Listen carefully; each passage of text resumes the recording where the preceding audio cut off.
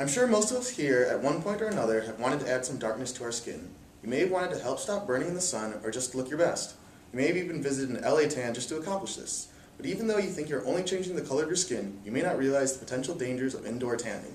Today, your fellow fighting bee, Megan Wilson, will talk to you further on the dangers of indoor tanning. So please join me in welcoming Megan Wilson as she presents How Dark is Too Dark.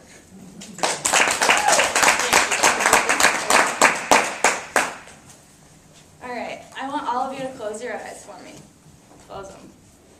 Okay, keep them closed until I say.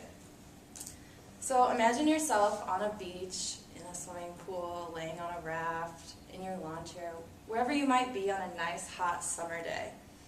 You have your favorite drink in your hand, the breeze is blowing through your hair, and you especially feel that warm sun hitting your skin. So eventually it gets late, you decide to go inside and take a shower. You turn the water on and hop in. Bam! That scalding hot water hits your back and you immediately jump out. You can open up your eyes. So I'm sure many of you have experienced something like this if you've ever had a sunburn, right? Mm-hmm. Well, sunburns are the least of your worries when it comes to tanning. Dr.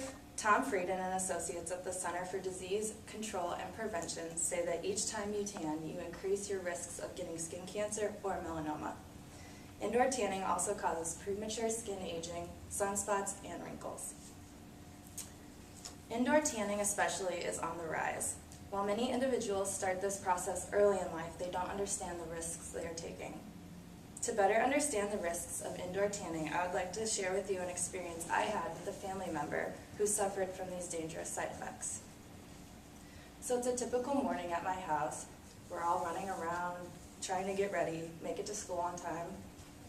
I'm only 7 years old, but when I was at school that day, I got called home early, and this was very strange. My entire family was at my house when I got there. As I went inside, all eyes were on me, and as kids, we can remember this never being a good thing.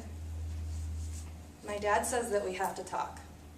All of you can agree this is the most dreaded sentence you ever want to hear. So I sit between my mom and dad, and they lay it on me. My mom has skin cancer. Her skin cancer is in her face. Everyone cries and is sad, but I just look confused. I mean, I'm only 7. So my mom begins explaining that she got skin cancer because she didn't take the proper care of her skin that she needed to, and she tanned way too often. Now, I definitely remember her tanning because we always went to the tanning salon after school. I was practically best friends with the tanning salon workers. Many of you said that you knew cancer to be a dangerous side effect of tanning. Dr. Alan Rockoff from Medicine Net says that melanoma is potentially more harmful than skin cancer. Melanoma usually shows up on white Caucasians with fair skin, light hair, and light-colored eyes. So while my mom is living with skin cancer, she begins her treatment and her surgeries. After the first week after her surgery, she came home with a hole in her right cheek. Yes, I said a hole. Now, as young students who are ready to graduate and start your careers, you can just imagine a hole being dug out of your right cheek and trying to get a job with something like that. Now, I'm not saying my mom was a college student looking for a job, but she was definitely in the prime of her career, and this was just devastating. She ended up quitting work for a while and was severely depressed, as any of you would be. But she had 2 more surgeries where they would take skin graft from her right leg and the side of her neck to put back on her face after the hole was dug out. So she was on the home stretch to becoming cancer-free. While she was healing, she was definitely grieving and mad at the world for doing this, but after a while she realized she had only herself to blame for the poor choices she made when she was younger. It took my mom 3 months for her to leave the house after her final surgery because she feared those painful glares and glances that everyone would give her. But while she was grieving and healing, she talked to us about the potential side effects and things we could do to help us so this never happened to us. The American Cancer Society says exposure to UV radiation is the major risk factor for almost any skin cancer. But as a result, my mom ended up with a scar on the side of her face that takes up her entire cheek. It's actually in the shape of a heart, but she says that she's glad she's a woman so she can cover it up with makeup. So I give her the benefit of the doubt for thinking of that. So here's a picture I want to show you guys of what the skin cancers can look like. It's kind of gruesome, so So hers was about right here underneath her eye, and this is what it looked like. So they just literally went in and dug that out, and so she had to wait a while before they could put the skin grafts back on.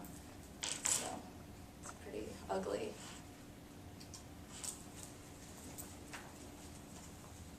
So she's definitely thankful for the surgery she got and that she could afford that, and she's very grateful that she's cancer-free, but she never forgets the fearful tragedy that she went through, all due to tanning. So as I look back on this experience, I realize that it's one of the most painful things my entire family has ever gone through. I realize that not everything in life is about looks and vanity, but simply about happiness and being healthy.